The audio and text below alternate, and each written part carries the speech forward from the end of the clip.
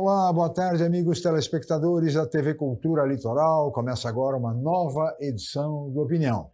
E nesta terça-feira, dia 4 de fevereiro, nós estamos recebendo com muito prazer o comentarista do programa, o advogado Roberto Mohamed Amin Júnior. Boa tarde, Roberto. É um prazer recebê-lo aqui no Opinião.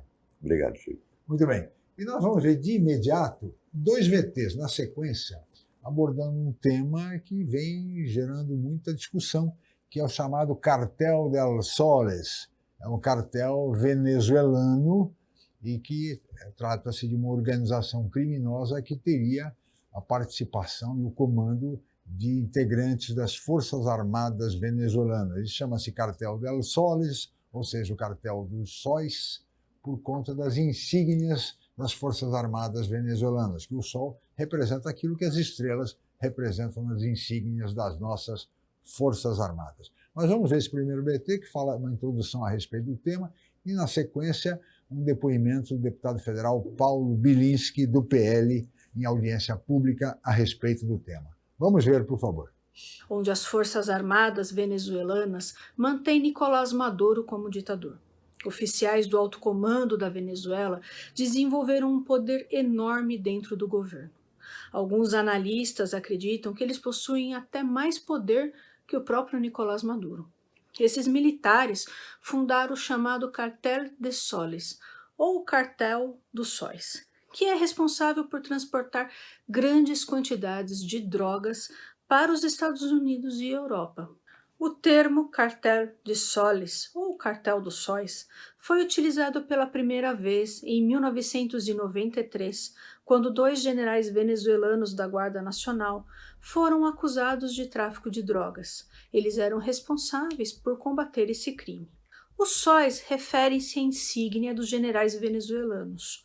Um sol significa general de brigada, 2 sóis, general de divisão, 3 sóis, um general do exército e 4 sóis, um marechal. Com o Plano Colômbia, em que os Estados Unidos... Muito bem, vamos chamar agora, na sequência, porque tem tudo a ver com o tema, o VT com o depoimento do deputado Paulo Bilinski, do PL de São Paulo, a respeito do Cartel del Soles, em audiência pública no Congresso Nacional. Vamos ver, por favor. Essa cocaína produzida nesses países entra no nosso país e sai daqui para a Europa. Agora eu pergunto para os senhores, qual é o maior cartel de cocaína da Venezuela? O Cartel dos Sóis. Perdoe meu espanhol. Esse cartel que é composto pelo governo venezuelano, juntamente com militares do governo venezuelano. Esse cartel produz mais ou menos 25% da cocaína do mundo, senhoras e senhores. E a gente está falando aqui de cobrar uma dívida. Me perdoe, eu não prestei atenção. Quanto que é que o... 12 milhões de reais, 12 bi. Bom, eles produzem 400 bilhões de dólares em cocaína. Esse é o tamanho do rombo econômico.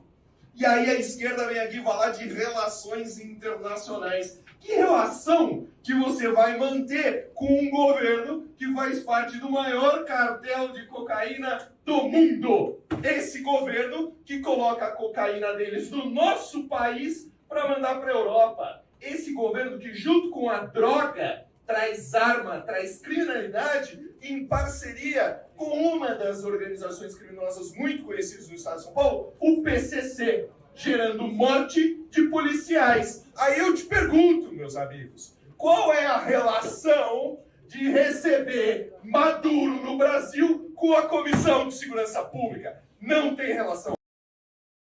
Muito bem, aí está o VT, Roberto. O tema é gravíssimo, né? Eu fiquei prestando atenção num babaca que estava de índiozinho no fundo e fazia assim, discordando. Eu não sei do que ele estava discordando. Primeiro porque ele nem índio já deu para notar pela cara dele. Deve ser aqueles babacas que se veste de índio para ir no Congresso, bota Guaioxá, Guaiapó, Cachapó no nome, mas dança funk descendo até o chão em baile no sábado na periferia. O grande problema do ridículo da esquerda é não entender que isso não é questão ideológica. Porque o governo Maduro não é uma ditadura de esquerda. Ele também não é uma ditadura de direita, é uma ditadura criminosa, é diferente.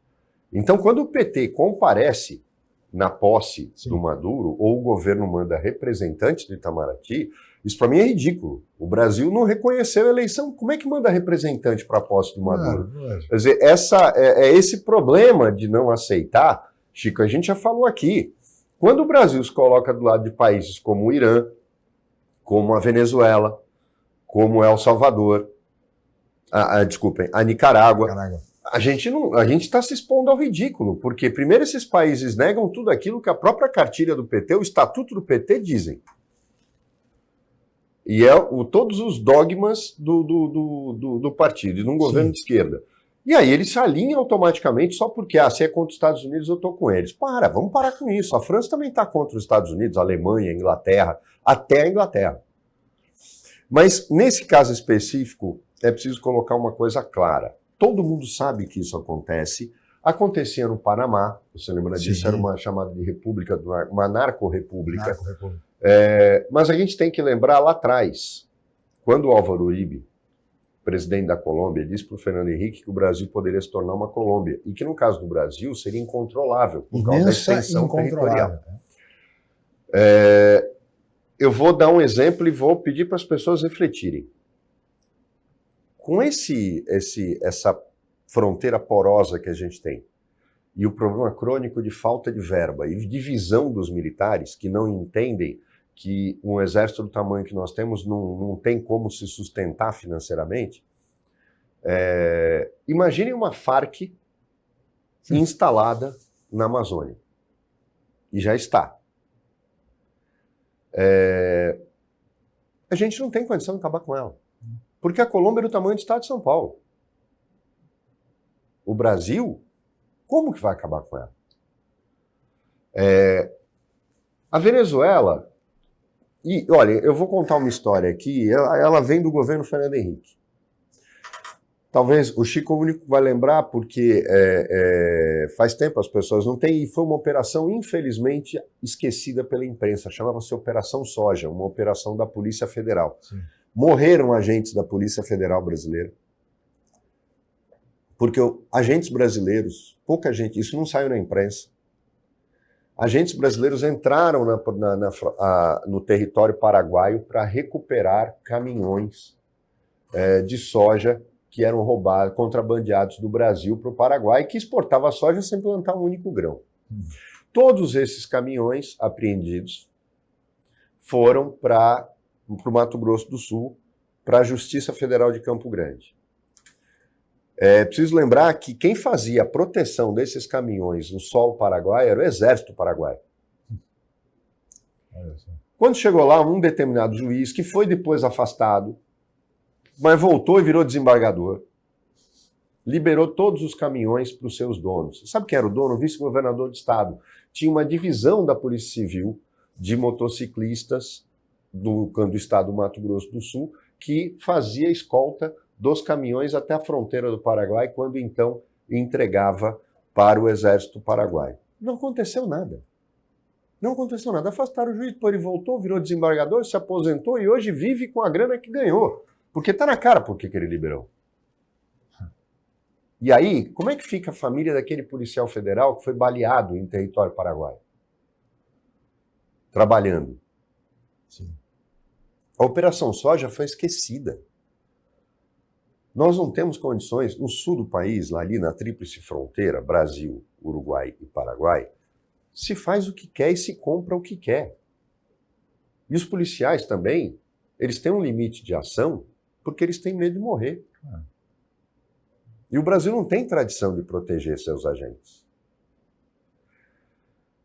Eu sempre fiz críticas aqui ao DERIT e essa política de segurança pública estrambelhada que você tem em São Paulo, mas não dá também para pegar e amarrar a polícia, porque aí fica a pergunta, por que a gente amarra tanto a polícia?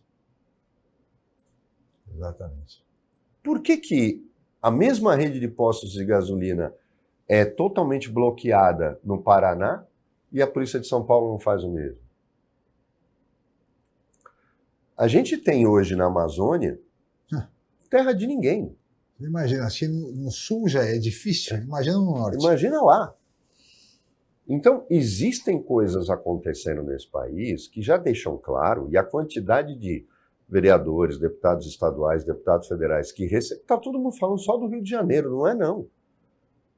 Tem deputado do crime organizado, desses cartéis, nas 3 esferas, na federal, estadual e nas municipais. A gente já está perdendo o controle. O Uribe tinha razão. Há 25 anos, quando o Brasil vai virar uma enorme Colômbia. E incontrolável Colômbia, disse ao presidente Fernando Henrique Cardoso há 25 anos atrás. Se as providências fossem tomadas ali, hoje teríamos, quem sabe, uma outra realidade, Roberto. Sim, o grande problema é que a gente teve... ninguém teve a coragem de enfrentar o problema quando ele estava começando. Sim. E aí vem aquela fatídica luta que houve em São Paulo, os assassinatos de policiais militares pelo PCC logo no início, que o Alckmin não teve coragem de enfrentar, e o comandante-geral da PM, que era um Zé Mané, na época, amigo dele de Pindamonhangaba, e deixou o Perrenot, que era o preferido de toda a polícia de fora, e ele acabou se aposentando, todo mundo queria ele. Não, ele colocou um cara que foi para a imprensa, e eu tive a chance de dizer isso para ele, minha opinião, na frente dele, que era aceitável 11 mortes de policiais militares naquele momento. Um policial militar morto pelo crime não é aceitável, ainda mais 11. Quer dizer, a gente perdeu seguidamente, a gestão de segurança pública em São Paulo foi um desastre nos governos do PSDB. É um desastre hoje também, porque foi para o outro extremo. E você transforma a PM em esquadrão da morte. Não pode. Mas você não pode amarrar a polícia. Não pode fazer o que estão fazendo de sufocar a Polícia Civil e não ter investigação, ter julgamento sumário. E também não pode passar pano para o que aconteceu com o cara o delator do PCC, que delatou, na verdade, a polícia. E foi morto pela polícia no aeroporto de Guarulhos. Isso, Chico, é inadmissível. A gente já está chegando no ponto de estar transformando o Brasil. Aquele crime no aeroporto de Guarulhos, para mim, foi claramente um sinal de que nós estamos virando o México. Porque o Uribe falou da Colômbia, porque naquele momento, nós estamos falando da década de 90, a Colômbia era um problema. Hoje, o país incontrolável é o México. O México tem os cartéis mais violentos de drogas. Que tem ligações com o Cartel do Sol. Que tem porque também é formado por militares, também tem agentes policiais e autoridades públicas. E nenhum governo lá se matam políticos com a maior facilidade. O México já está incontrolável. Agora, quando a gente começa a olhar que, tendo passado o que nós passamos há 2 anos atrás, com militares golpistas, militares que assumiram o governo e mostraram que são incompetentes, militares que não têm o que fazer, que são mal aparelhados. O Brasil tem o mesmo problema da Venezuela, só não tem a quantidade de generais que a Venezuela tem, porque ela é ridícula. Mas tem uma estrutura também desse tipo. Imaginem se eles conseguirem vender a ideia para os nossos militares. Muitas polícias estaduais já estão comprometidas, Chico. O Rio de Janeiro nem se fala, a gente não precisa falar, todo mundo sabe. Mas a gente está chegando num ponto em que você não tem mais condição de andar na rua com tranquilidade, com a sua família. A gente tem cidades tomadas pelo crime, é o que está acontecendo no Guarujá, por exemplo, há pelo menos uns 8 anos. É verdade. E olha, Roberto, diante disso, antes de chamar o intervalo, só deixar uma pergunta. E o que andam fazendo o Ministério da Justiça, o nosso, e o Ministério da Defesa a propósito de um tema tão grave como esse? Mas fica para o próximo bloco. Vamos para o intervalo, voltamos já.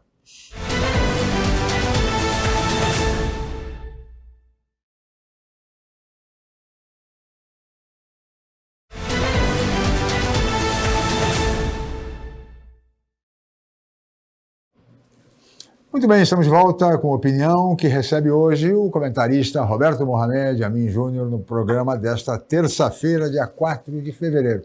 Roberto, diante de tudo aquilo que foi exposto, os vídeos, do que você falou, pergunto, O que anda fazendo o Ministério da Justiça do Brasil em relação a esse tema e também o Ministério da Defesa?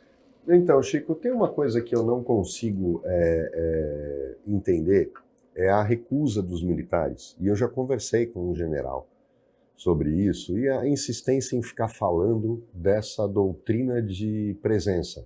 Por isso que o Brasil tem um monte de quartel em capitais de estado e cidades grandes, como aqui, nós temos 3 na região. E a nossa fronteira é uma peneira. Ah, mas a nossa função não é essa, isso é guarda de fronteira. Tá? Ninguém está falando de guarda de fronteira, mas o patrulhamento tem que acontecer. Você tem que ter postos de fronteira. Já foi preconizada uma política de segurança onde se abandonava o conceito de quartéis urbanos e se colocava as tropas em postos de fronteira, com helicópteros, com radares móveis, com as 3 forças operando juntas. Mas tem alguma coisa que eu pergunto, por que o Lewandowski não pensa em nada de útil, a não ser fazer discurso com peito de peru? Né? Estufa, faz aquele discurso absurdo, vazio, oco, e não resolve nada. Porque ele é oco. Ele foi para o Supremo Tribunal Federal por indicação do dono de um restaurante de São Bernardo. Não foi pelo currículo. Então, eu acho que é o único caso no Brasil, talvez o Correia, né, que dizia que o Itamar tinha que nomear alguém, ele entrou na sala, o Itamar falou, é você, e nomeou ele. Mas, tirando isso, não existe razão para ele ter ido para o Supremo, muito menos para ir para o Ministério da Justiça depois, a não ser que tenha sido para agradecer ele não ter suspendido os direitos políticos da Dilma quando do impeachment. Talvez seja o pagamento da fatura. Mas, alguma coisa precisa acontecer. Eu vou dar um exemplo aqui de política de segurança simples que pode ser feita, e que se tem que entender que chegou uma hora que você tem que pensar nisso, não é criar cargo, muito pelo contrário. Eu já cansei de falar, extinga a justiça militar, que não serve para nada, extinga a justiça eleitoral, que não serve para nada, e eu não sou contra a justiça eleitoral, só digo que ela tem que ser feita pelo Poder Judiciário como um todo, como ela é, porque o que são os TREs? Uma turma do TJ de cada estado substitui. Os juízes eleitorais são todos juízes de direito.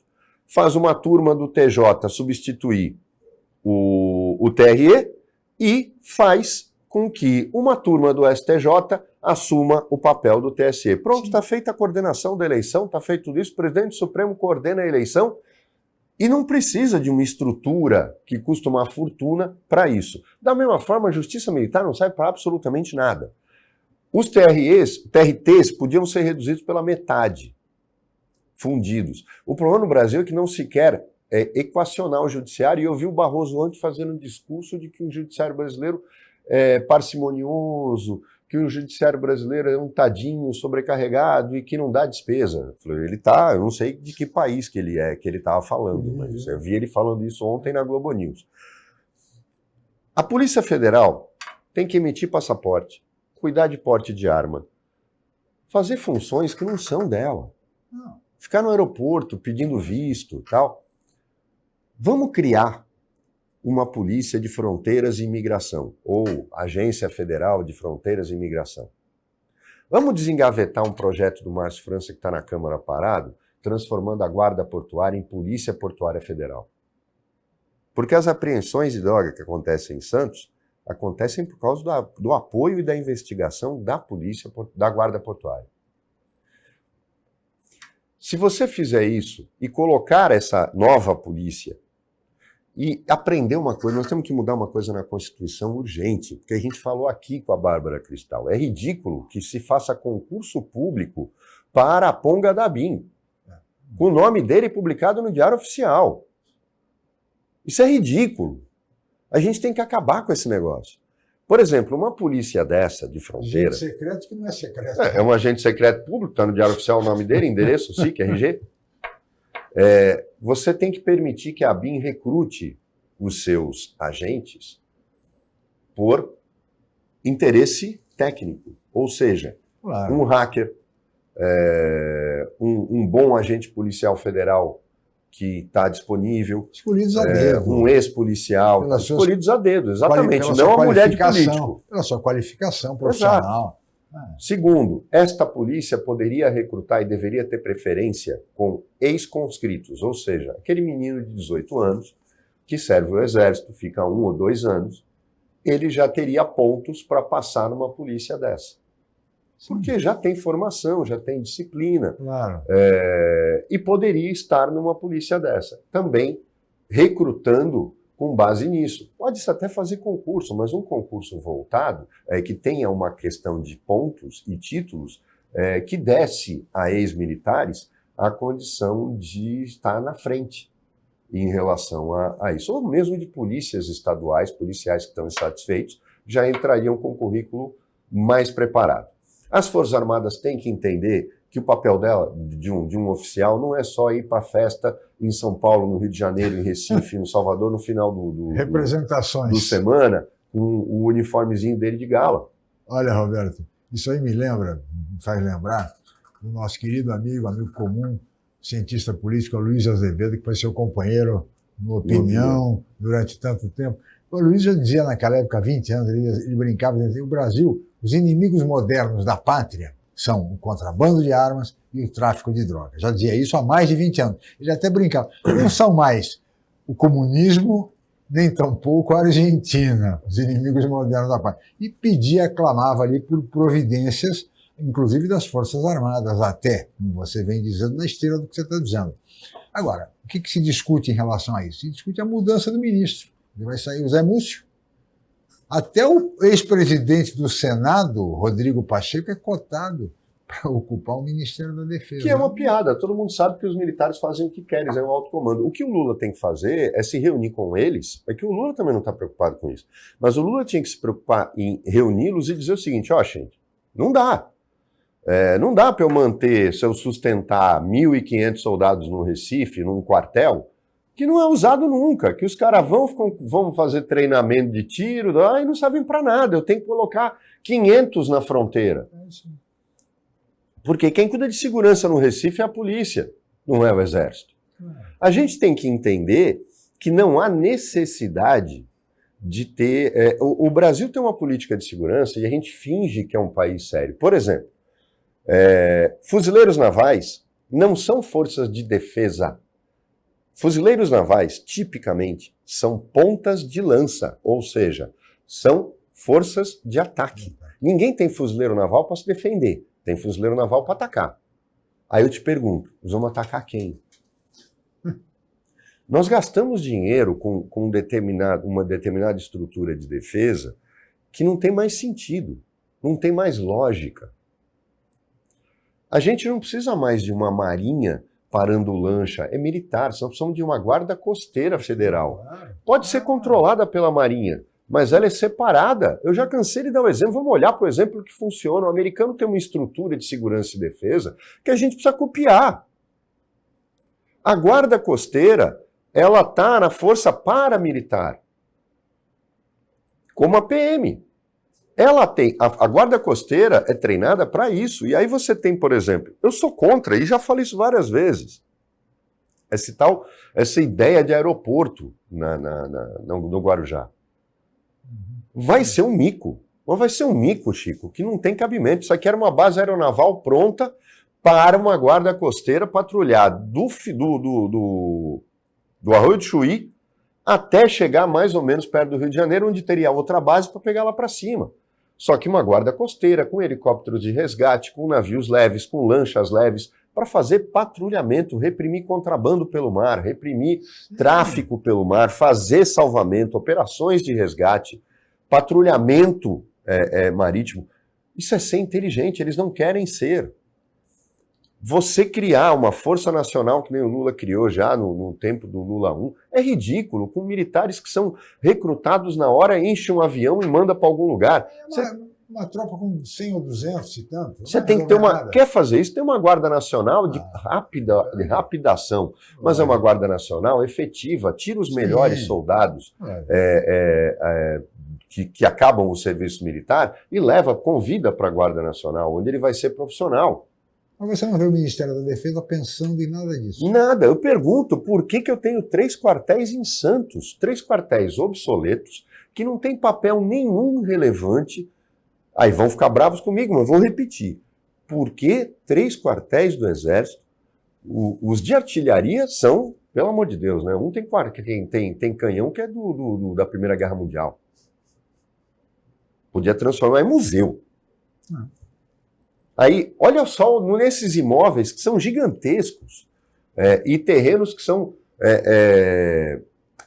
reservas, podem ser transformados em reserva, mas também, por exemplo, na área que é construída, quantos imóveis populares podem ser feitos? Está faltando área para a Coab construir, para a CDHU construir. Para que a gente tem 3 quartéis do Exército na nossa região? A Capitania dos Portos tinha que estar entregue para a Guarda Costeira, se criar uma Guarda Costeira profissional, treinada especificamente, sem tergiversar de combate a ter caça-minas, combate a defesa do mar territorial. Não, é patrulhamento, é função de polícia, o cara tem que ser treinado para isso. Aí falam, não, você está falando bobagem, porque nós não precisamos dessa estrutura de defesa que custa caro. Chico, o orçamento militar brasileiro, quando você compara com os maiores, está entre os 10 maiores do mundo. O Brasil é uma potência militar em gasto. Só que você sabe o que acontece com 70% desse orçamento? Para pagar pensão e aposentadoria. Meu Deus. Então é lógico, veja bem, nós somos uma potência militar em gasto, mas nós somos uma piada como efetivo militar. Por quê? Porque menos de 30% é para manutenção de uma estrutura de defesa. Então, são coisas que não dá para entender. São coisas que... A gente tem um projeto de submarino nuclear que é muito bem conduzido, mas ele para todo ano por falta de verba. E está aí há 25 anos o Brasil está tentando construir um submarino nuclear. Isso é uma piada. A gente não trata as coisas seriamente. E se as Forças Armadas não se engajarem na necessidade de se fazer alguma coisa, Chico, a gente vai virar não uma Colômbia. Eu estou com medo da gente virar o México. O México, pois é. Naquela época seria a Colômbia, quando Exato. o Álvaro Uribe fez esse alerta. Agora seria diferente, sem dúvida nenhuma. Roberto, eu vou pedir a sua licença, nós vamos fazer mais um rápido intervalo, mas voltaremos em seguida com a opinião.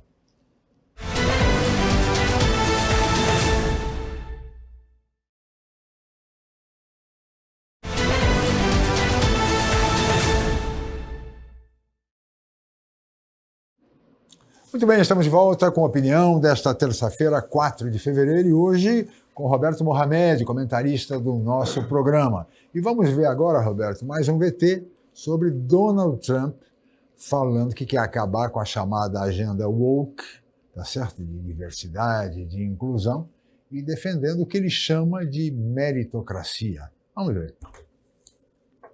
But we're going to stop the destructive and divisive diversity, equity, and inclusion mandates all across the government and private sector and return our country to the merit system. You know, the Supreme Court ruled that the United States is allowed to go by the merit system, which is what made us great in the first place. That was a big ruling that a lot of people don't even know about, but it was a big, tremendous ruling.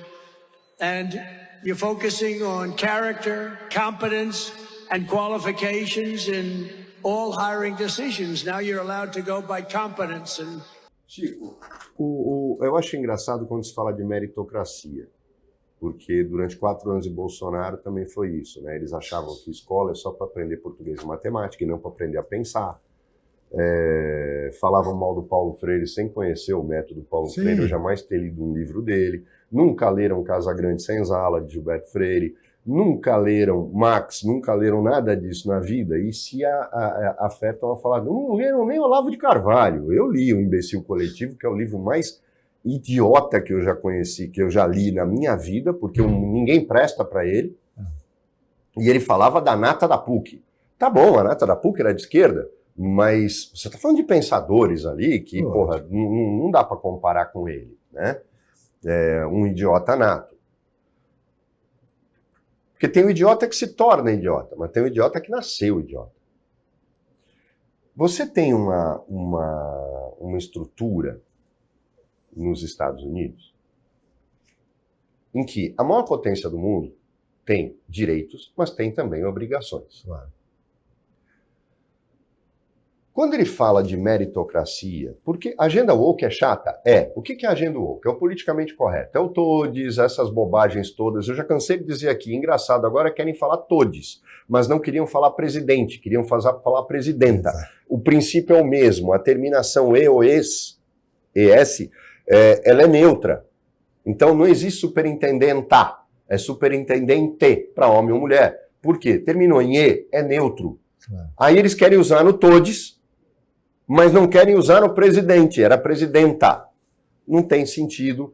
O politicamente correto, ele é uma besta, porque ele se perde nos paradoxos que vão aparecendo no meio do caminho e vai tentando resolver como dá, só para contrariar as pessoas.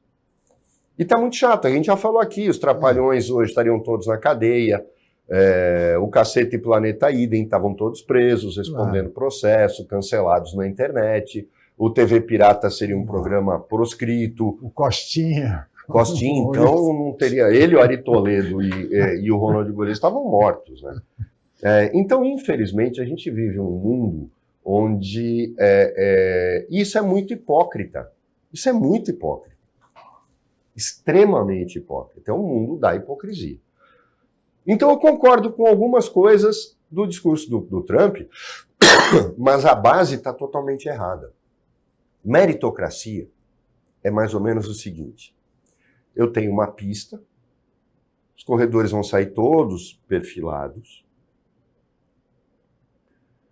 e é uma linha reta, então ele sai na mesma posição, e aquele que for mais rápido vai chegar na linha. O que eu preciso prever?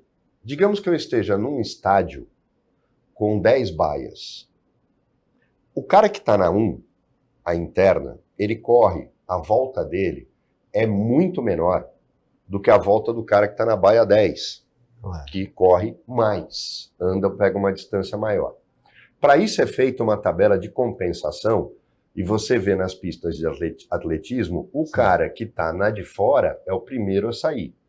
E aí você vai fazendo a compensação de metragem a mais que o cara da baia 10 vai, e o cara da baia 1 que sai lá atrás. Atrás, entre aspas, é diagonal. Você vê que a largada nas corridas não é feita em linha reta. Por quê? Para ver a compensação. Aí você pode falar em meritocracia. Eu não sei se deu para as pessoas entenderem o paralelo. Sim. Se eu tivesse uma escola pública decente, uma escola pública que funcionasse, que tivesse bons professores, que tivesse aula, que a criança fosse bem alimentada, aí nós podíamos falar em meritocracia. Sem dúvida.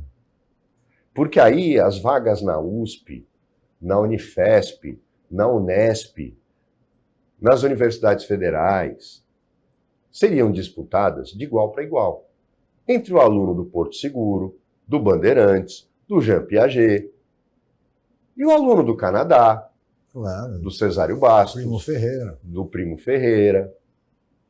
Entenderam?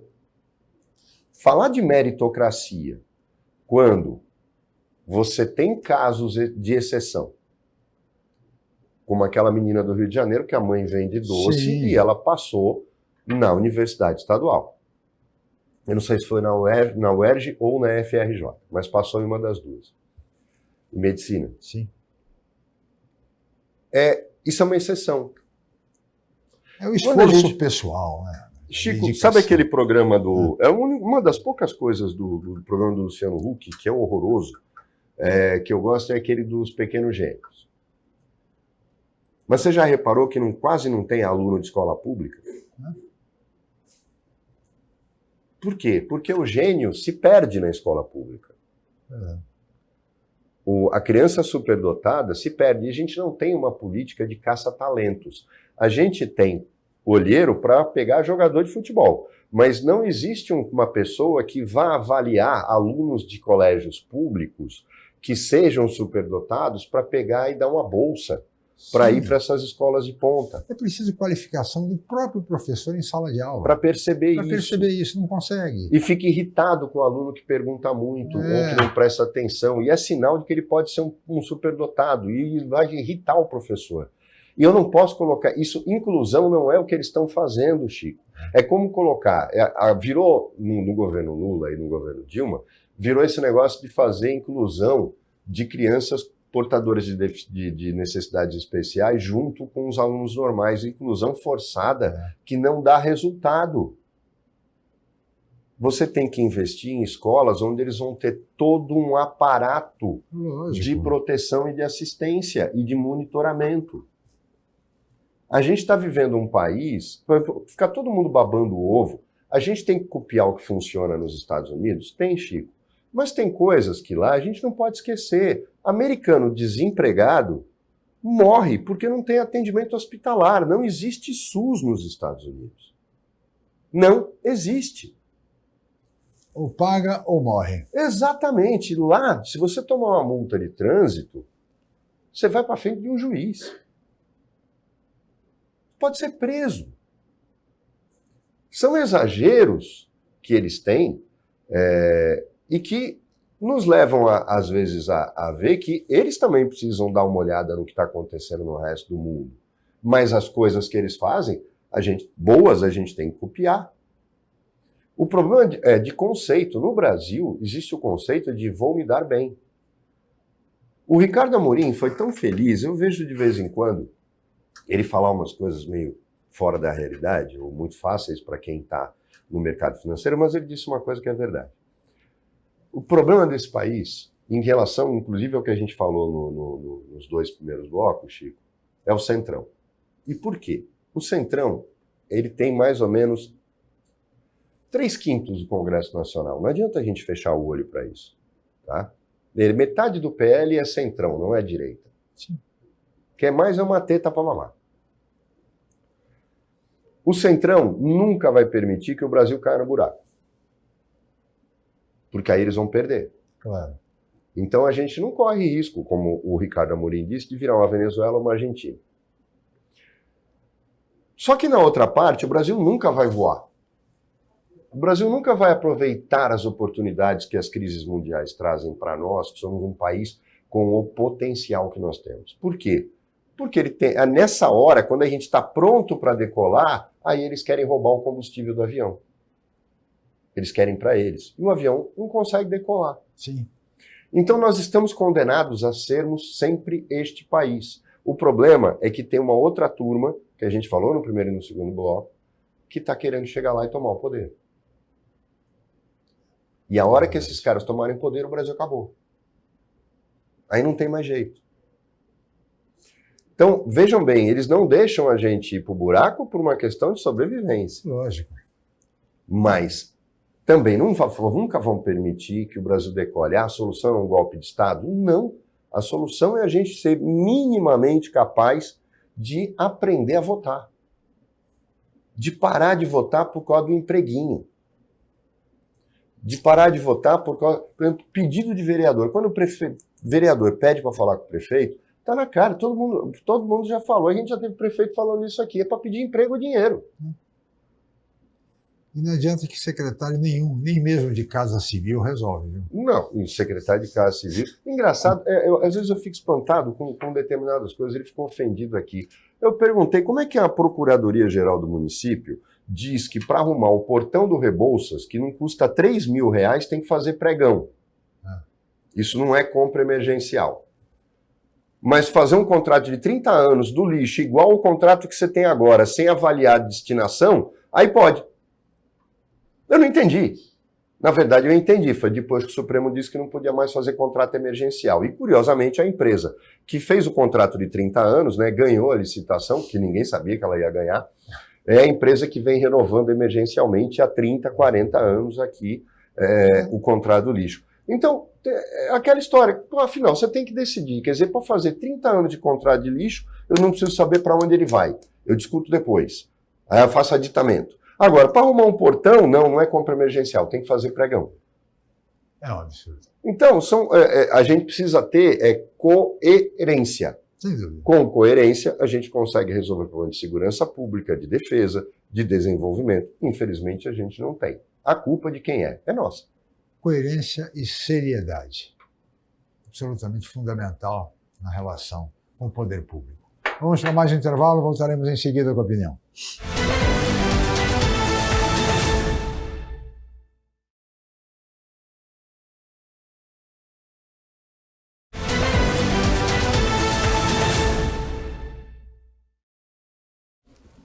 Muito bem, estamos de volta com a opinião e vamos agora para o último bloco do programa, que recebe hoje o comentarista da nossa opinião, Roberto Mohamed Amin Júnior. E agora, Roberto, nós vamos ver mais um VT da Rede Cultura sobre o Elon Musk, que determinou o fechamento da agência de investimentos e de financiamento, a USAID, criando problemas e impactos globais muito sérios. Vamos ver o VT, por favor.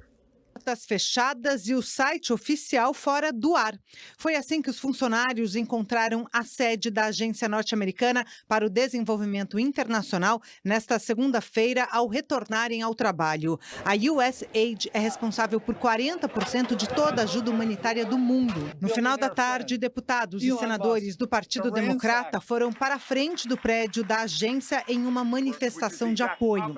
Ontem, o bilionário Elon Musk, dono do X, líder de uma equipe dentro do governo criada para dar eficiência governamental e um dos membros mais influentes da nova gestão de Donald Trump, escreveu na plataforma que a Agência de Ajuda Internacional é uma organização criminosa. Musk também acusou em um vídeo a USAID de estar envolvida em trabalhos sujos da CIA, a agência de inteligência americana, e na censura à internet. Sem apresentar evidências, disse ainda que a organização teria financiado pesquisas de armas biológicas, incluindo a Covid-19, que matou milhões de pessoas. A medida faz parte da política de Donald Trump, conhecida como América Primeiro, que ordenou o congelamento global na maior parte da ajuda externa dos Estados Unidos. Em 2023, a USAID gastou mais de 72 bilhões de dólares, o que representa menos de 1% do orçamento federal americano. O encerramento da Agência de Ajuda Internacional já impacta grupos humanitários de todo o mundo, além de hospitais de campanha em campos de refugiados e programas de distribuição de medicamentos para pacientes que têm HIV, inclusive aqui no Brasil. Pois é, essa agência responde por 40% do apoio e da ajuda humanitária no mundo todo, Roberto. O mais incrível é como o Elon Musk manipula um bando de idiotas que aplaude tudo que ele fala, assim como está acontecendo com o Trump. Ele fala uma bobagem atrás da outra. A USAID, usada pela CIA, o presidente dos Estados Unidos não pode chamar o cara da CIA e perguntar o que é isso aqui. Não está falando que é o serviço secreto em inglês. Ele está falando que é a CIA. Os Estados Unidos, vocês vejam bem o que o vídeo falou de 1% do orçamento americano. 1%. É o que os Estados Unidos devolve para o mundo por tudo que ele fez. Porque o maior criminoso país, que tem o maior número de criminosos de guerra em toda a sua história, são os Estados Unidos. Tomou metade do território do México. Que fez um genocídio no Japão, porque a guerra já tinha acabado. O Japão ia se render. E ele lançou 2 bombas atômicas para fazer teste em 2 cidades. A própria existência do Havaí, que todo mundo fala, não, o Havaí é um estado americano. Um estado americano, depois de muita luta e deles terem quase conseguido a independência dele, o americano falou, tá bom, vocês vão começar a votar. Mas não quer fazer o mesmo em Porto Rico. Porque porto-riquenho é feio. Havaiano é simpático. Um país que coloca todo mundo na mesma garrafa de latinos, seja nicaragüense, brasileiro, argentino, povos que têm características completamente diferentes. Outro dia eu vi um vídeo, um moleque branco com uma tremenda cara de alemão, mas que nasceu no Brasil, nos Estados Unidos, ele é latino. Que diabo é isso? Então, é um país complicadíssimo, e aí você tem um cara desse que corta um sistema que não vai refrescar em nada a economia americana ou os gastos federais, mas afeta o mundo todo, e que não é favor, porque os Estados Unidos exploram o mundo todo, exploraram a vida inteira, financiaram um golpe militar e uma ditadura sangrenta no Brasil, na Argentina, no Chile, no Uruguai e no Paraguai. Eles só estão indenizando uma parte disso. E com 1% do orçamento. 1% do orçamento. É para evitar problema. Eles não querem o imigrante lá. Então segura ele no seu país de origem. Claro. Vocês entenderam? A razão do USAID foi esse. Esse foi o motivo pela qual eles criaram esse programa. Como fizeram o Plano Marshall lá na década de 40, a Europa destroçada, falou, não quero que eles venham para cá. Sim. Vamos manter eles lá, vamos dar o dinheiro para eles ficarem lá, porque senão isso aqui vai ficar cheio de alemão, italiano, francês, eu não quero eles aqui. Já era lá o problema. Então, quando, por exemplo, os Estados Unidos querem que o México pare de ser uma fronteira furada, simples. Incentiva o mexicano a ficar lá. Lógico.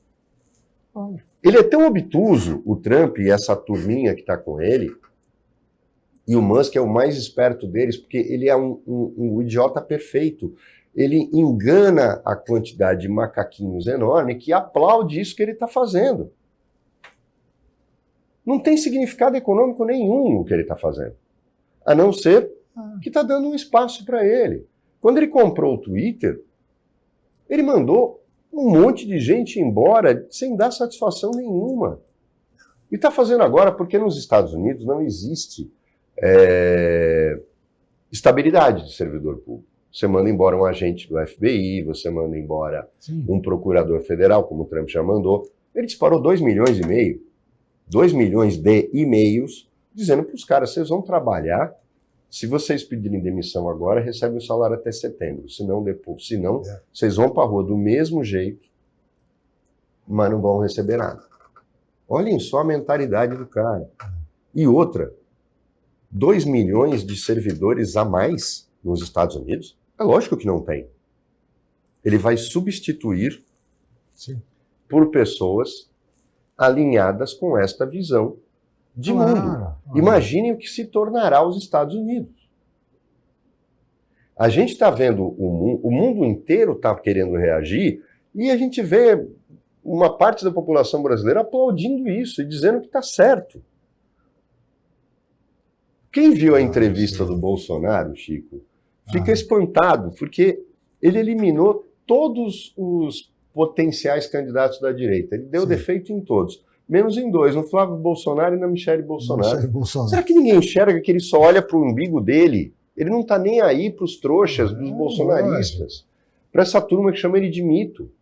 Ele nunca esteve, porque todo o tempo que ele foi deputado federal, ele usava dinheiro público para pagar prostituta. Como é que esse homem vê um mito de alguém? Ele tem projeto de país, ele não tem projeto de país nenhum. Ele odeia as Forças Armadas. Expulsaram ele de lá. Mas engana todo mundo. Esse projeto de país que o Trump tem não existe. Meritocracia, quando as condições são desiguais, ela morre antes de começar. Evidente. O Trump, o Zuckerberg passou a perna em todo mundo para construir o Facebook. Você quer exemplo?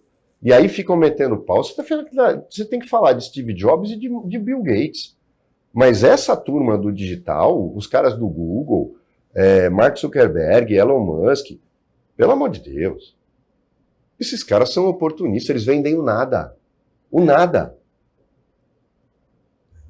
O cara fala é como o prefeito Santos chegar aqui e dizer que construir prédio é desenvolvimento. Não, se transformar uma cidade numa cidade dormitória é desenvolvimento, então você deve estar doente. É a mesma coisa.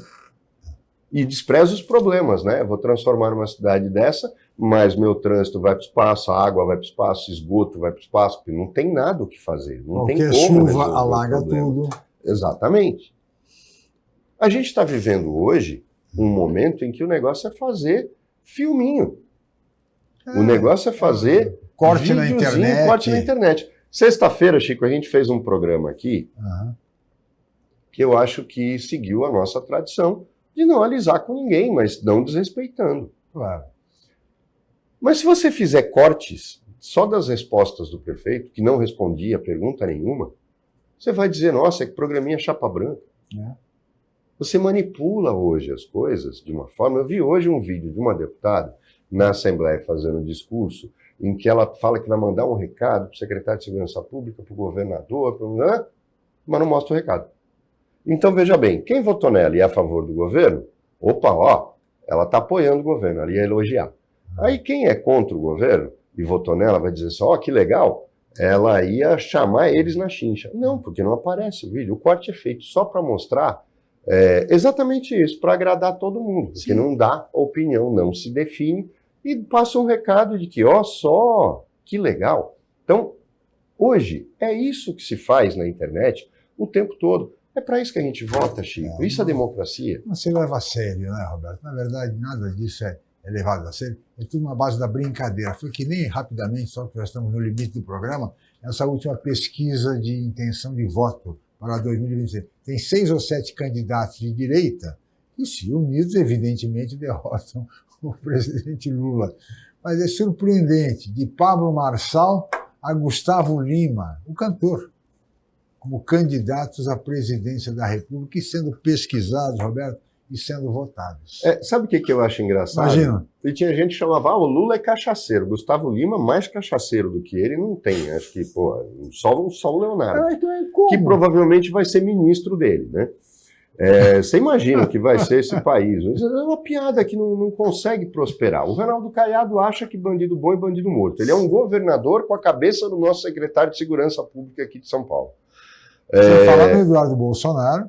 Eduardo Bolsonaro, que até hoje é um cara que não sabe nada além de fritar frango na KFC, porque eu acho que nem isso ele faz direito, né? Que mentiu para todo mundo, tirou foto com a Michelle lá e não foi na posse do Trump, porque eles não foram convidados, eles não puderam entrar na posse do Trump. Mas todo mundo fala, olha, a nossa primeira-dama, né? Quer dizer, olhem só o que é o nosso panorama eleitoral futuro para 2026. E o Lula, caquético, que daqui a 1 ano e meio provavelmente vai estar fazendo campanha com a Janja segurando ele, no sentido literal, porque a gente não consegue fabricar uma liderança equilibrada, de centro, para levar esse país para onde ele pode chegar. A triste realidade do cenário político do Brasil de hoje. Muito bem, e assim, Roberto, chegamos ao final. Gostaria de agradecer muito a sua participação, a sua presença aqui no programa e agradecer especialmente a você, amigo telespectador, pela audiência qualificada de sempre. Amanhã estaremos de volta em mais uma edição. Muito obrigado e até lá.